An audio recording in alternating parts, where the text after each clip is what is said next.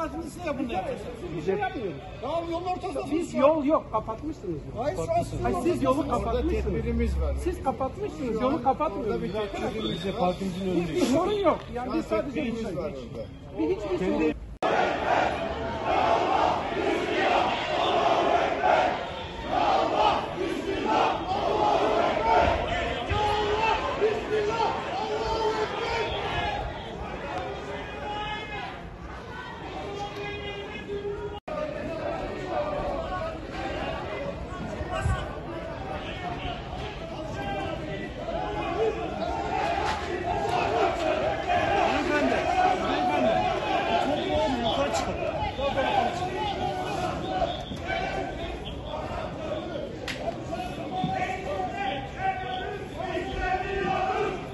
Toplu olun, şöyle alın mı? Yine alın, tamam yine alın da şurada alın. Orada da polisi çekmeye zorunda kalacak. Çekince mi olacak polis çekince?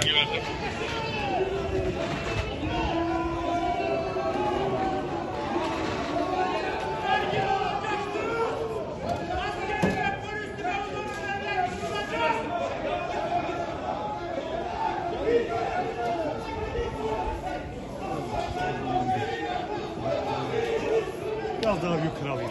Biraz daha yukarı. Çekin, sıkıntı yok, sıkıntı yok. Sadece biraz daha bir toplumu yukarı.